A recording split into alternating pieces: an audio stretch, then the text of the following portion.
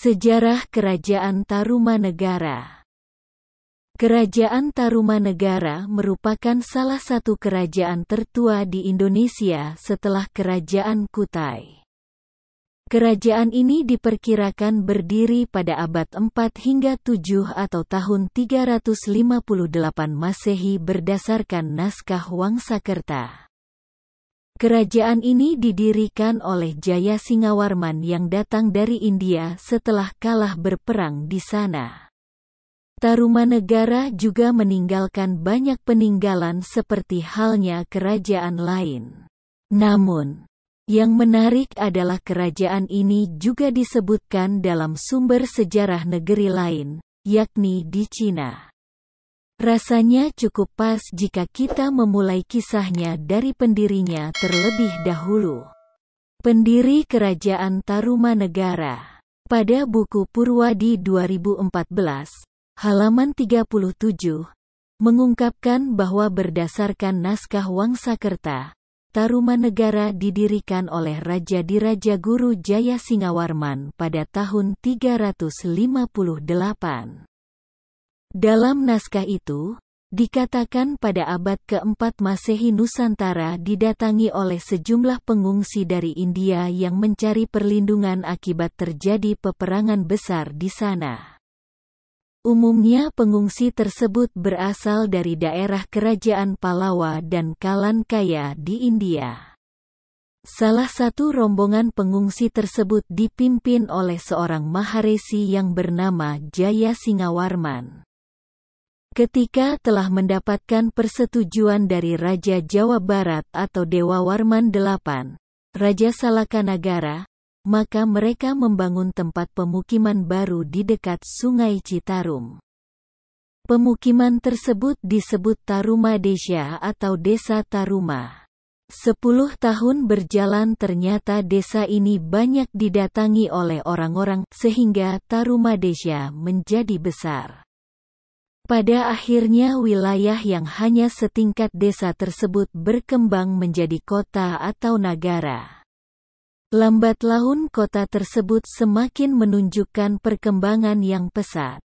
Sehingga Jaya Singawarman membentuk kerajaan yang dinamakan Tarumanagara.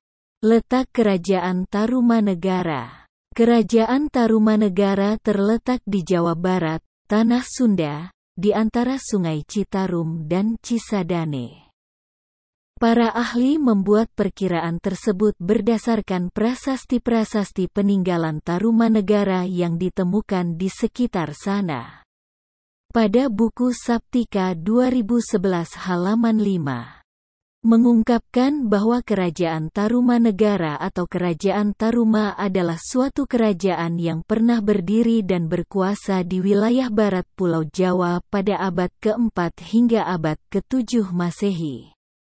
Dari namanya, Tarumanegara diambil dari kata Taruna yang diperkirakan berkaitan dengan kata tarung yang artinya nila. Kata tarung digunakan sebagai nama sungai di Jawa Barat, yaitu Sungai Citarum. Kebanyakan para ahli memperkirakan pusat kerajaan Tarumanegara berada di dekat kota Bogor.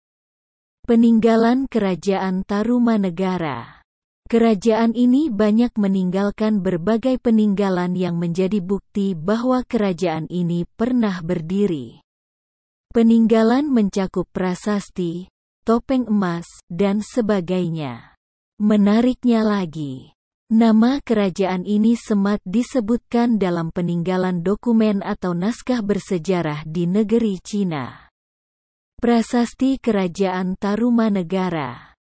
Salah satu peninggalan kerajaan ini adalah 7 prasasti Tarumanegara. Prasasti ditemukan di tempat-tempat yang berbeda namun tidak terlalu jauh satu sama lain. Berikut adalah beberapa prasasti peninggalan Kerajaan Tarumanegara. Prasasti Ciareten. Pada prasasti ini ditemukan ukiran laba-laba dan telapak kaki serta sajak beraksara Pallava dalam bahasa Sanskerta. Berdasarkan pembacaan oleh Purbacaraka dalam buku Hardiati 2010, halaman 50. Prasasti ini berbunyi, "Ini bekas dua kaki, yang seperti kaki Dewa Wisnu, ialah kaki yang mulia Sang Purnavarman, raja di negeri Taruma, raja yang gagah berani di dunia." Prasasti Jambu Koleangkak. Seperti namanya, prasasti ini ditemukan di kawasan perkebunan jambu, Bukit Pasir Koleangkak, Lewiliang, Kabupaten Bogor atau 30 km setelah bagian barat Bogor. Prasasti ini juga disebut Prasasti Koleangkak atau Pasir Jambu. Gagah, mengagumkan, dan jujur terhadap tugasnya adalah pemimpin manusia yang tiada taranya, yang termasyhur Sri Purnawarman, yang sekali waktu memerintah di Taruma, dan baju zirahnya yang terkenal atau warman tidak dapat ditembus senjata musuh. Ini adalah sepasang tapak kakinya yang senantiasa berhasil menggempur kota-kota musuh, hormat kepada pangeran, tetapi merupakan duri dalam daging bagi musuh-musuhnya. Dapat disimpulkan bahwa isinya, tapak kaki ini adalah tapak kaki Sri Purnawarman Raja Tarumanegara.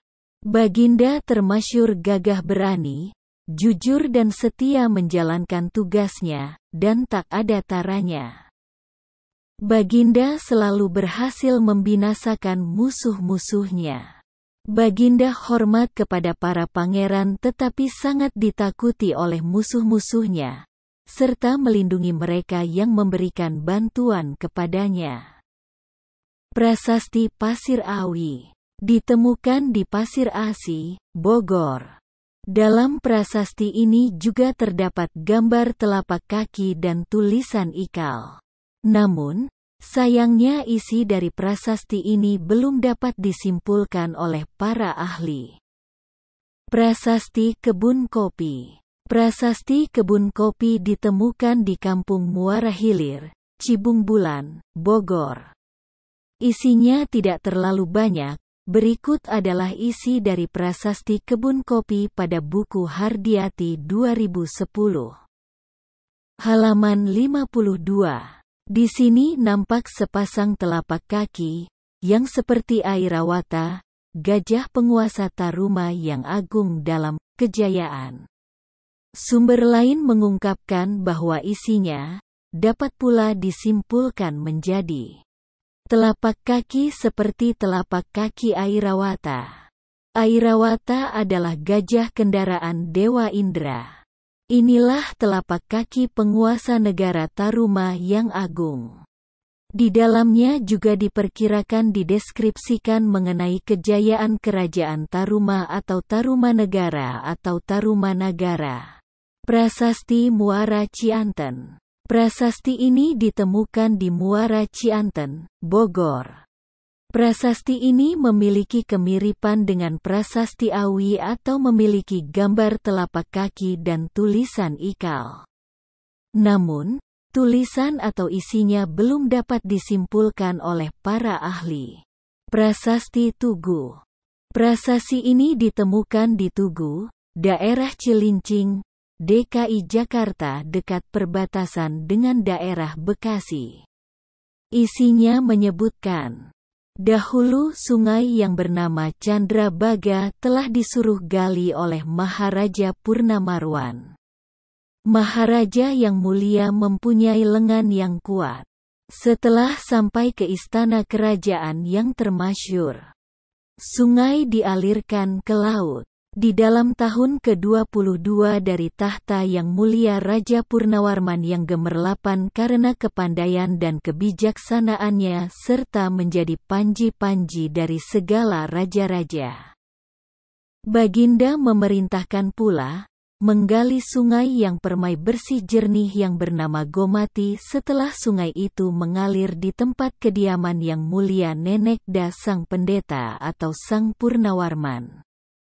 Pekerjaan ini dimulai pada hari yang baik tanggal 8 Paro petang bulan Palguna dan selesai pada tanggal 13 Paro terang bulan Keitra, hanya 21 hari saja sedang galian itu panjangnya 6.122 tumbak. Upacara atau selamatan, itu dilakukan oleh para Brahmana disertai 1.000 ekor sapi yang dikorbankan. Diduga, penggalian untuk membuat sungai tersebut dilakukan untuk mengendalikan banjir dan membantu usaha pertanian yang diperkirakan berada di wilayah Jakarta saat ini. Sungai tersebut adalah Sungai Candrabaga. Prasasti Lebak Cidanghiang. Prasasti ditemukan di Kampung Lebak, tepi Sungai Cidanghiang, Kecamatan Muncul, Kabupaten Pandeglang, Banten.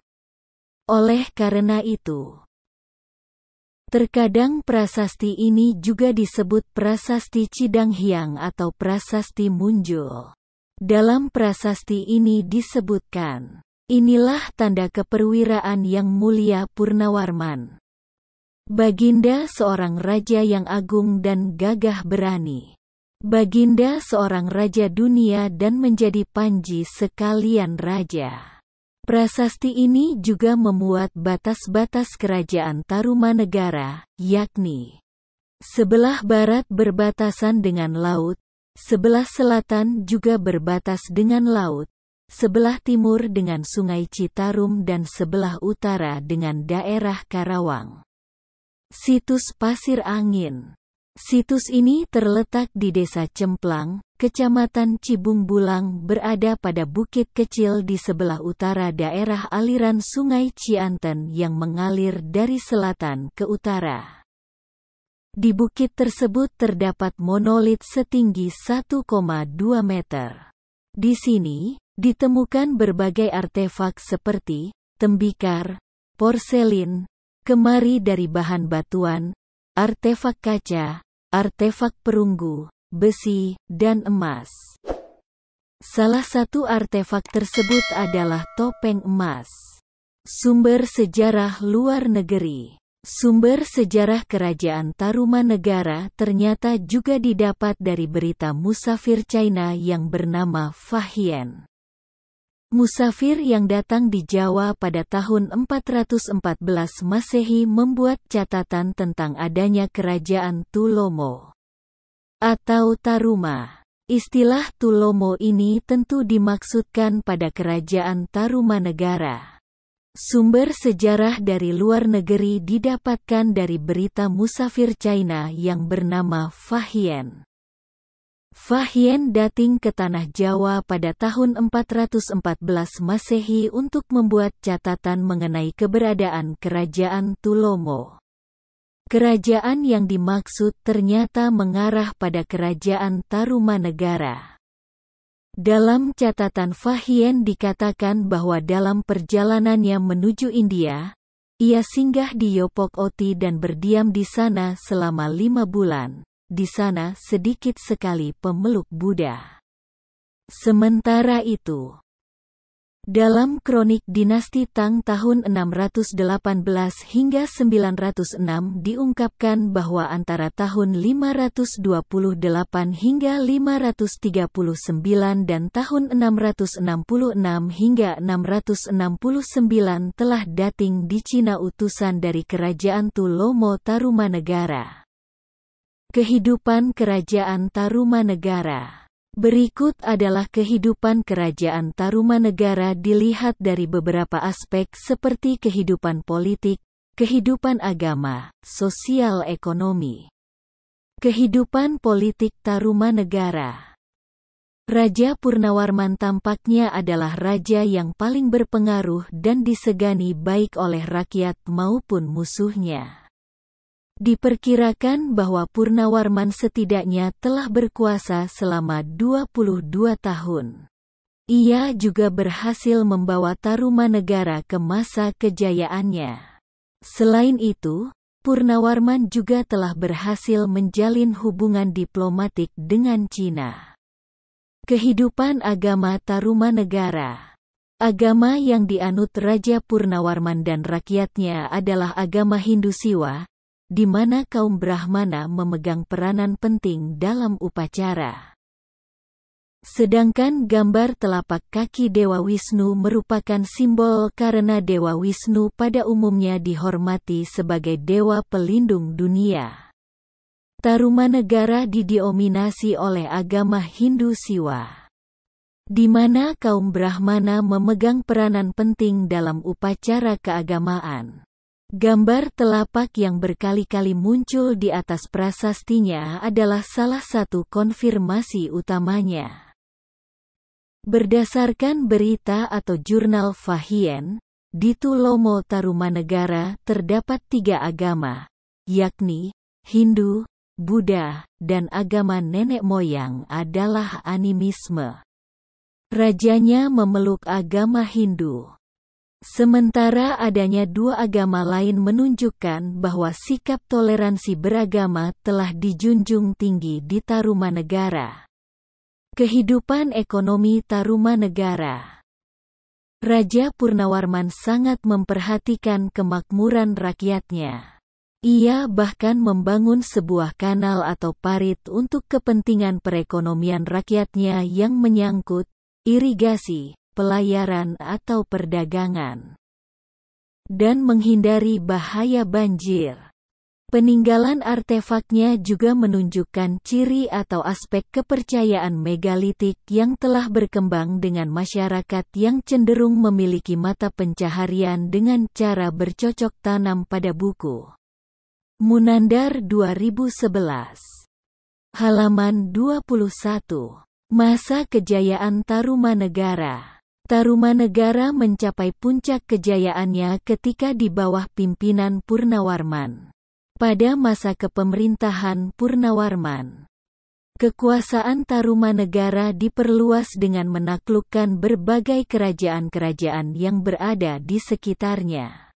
Luas kekuasaan Tarumanegara hampir sama dengan luas daerah Jawa Barat sekarang.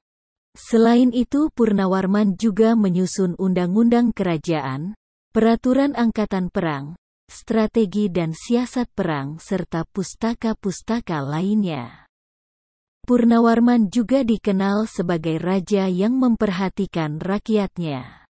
Lagi-lagi salah satu kebijakannya yang paling berpengaruh besar adalah pemindahan ibu kota ke daerah tepi pantai atau lokasi yang lebih strategis, dan penggalian sungai untuk irigasi, akses maritim dan penghalau banjir. Silsilah Kerajaan Tarumanegara. Jika diurutkan berdasarkan silsilah keluarga raja-raja yang pernah memegang tahta Tarumanegara, maka daftarnya adalah sebagai berikut. Pertama, Jayasingawarman tahun 358 hingga 382 Masehi. Merupakan pendiri Tarumanegara. Ia adalah seorang Maharesi dari Salangkayana di India yang mengungsi ke Nusantara karena daerahnya diserang dan ditaklukkan oleh Maharaja Samudragupta dari Kerajaan Gupta. Awalnya ia hanya meminta izin untuk membangun pemukiman di sana, namun pemukiman tersebut menjadi kota besar dan merupakan cikal bakal Kerajaan Tarumanegara. Kedua, Dharmayawarman tahun 382 hingga 395 Masehi. Ketiga, Purnawarman tahun 395 hingga 434 Masehi. Purnawarman adalah raja yang berhasil membawa kerajaan Tarumanegara ke masa keemasannya. Ia membangun ibu kota baru pada tahun 397 yang letaknya lebih dekat ke pantai dan diberi nama Sundapura. Nama Sunda sudah mulai digunakan pada masa ini sebagai sebutan yang lebih singkat dari ibu kota kerajaan. Pustaka Nusantara, Parwa 2, Sarga 3 halaman 159 hingga 162. Menyebutkan bahwa di bawah kepemimpinan Purnawarman terdapat 48 raja daerah yang membentang dari Raja Tapura di daerah Telulada, Pandeglang hingga ke Purwalingga yang kemungkinan besar sekarang adalah Purbalingga, Jawa Tengah. Keempat, Wisnuwarman tahun 434 hingga 455 Masehi.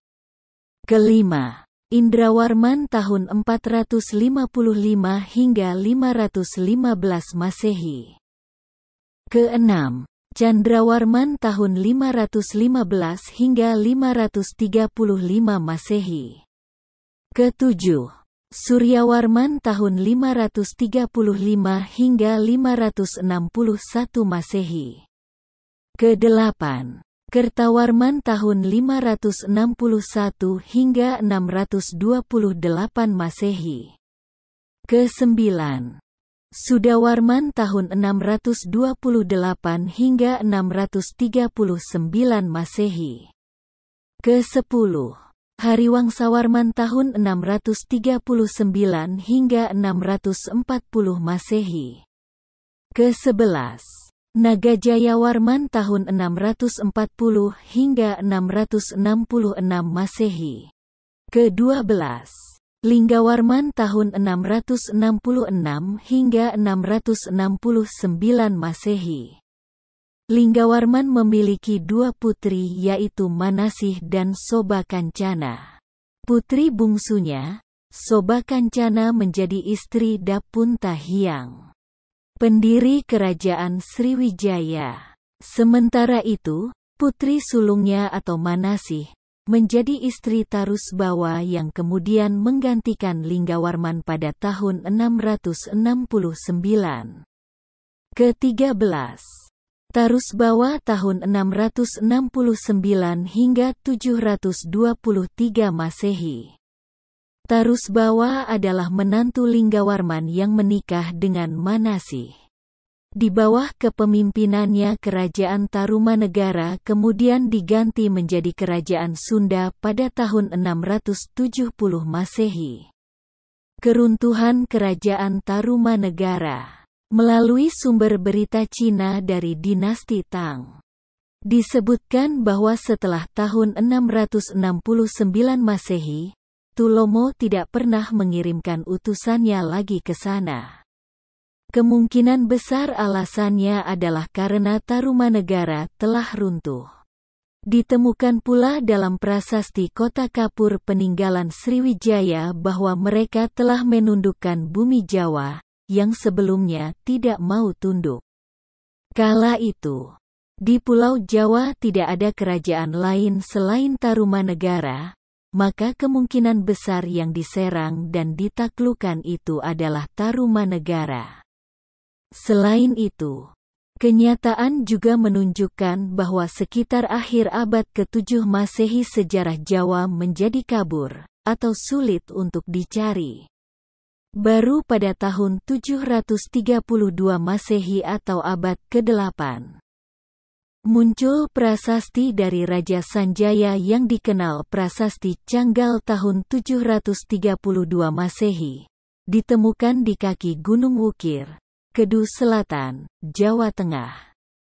Setelah runtuhnya kerajaan Tarumanegara, Jawa Barat berada di bawah pengaruh Sriwijaya. Kemudian, lahirlah kerajaan Sunda di bawah pimpinan Tarusbawa. Sumber prasasti menyebutkan bahwa nama Sunda sebetulnya sudah disebutkan sebelumnya oleh Purnawarman atau Sundapura, ibu kota Tarumanegara. Pada akhirnya, penyebab keruntuhan kerajaan ini belum dapat dipastikan dan hanya dapat mengacu pada dua sumber berbeda, yakni 1. Kerajaan ini ditaklukkan oleh Sriwijaya. 2. Kerajaan ini mengalami integrasi lewat diplomasi atau dinikahinya putri Tarumanegara oleh pendiri Sriwijaya dengan Sriwijaya dan berubah menjadi kerajaan Sunda.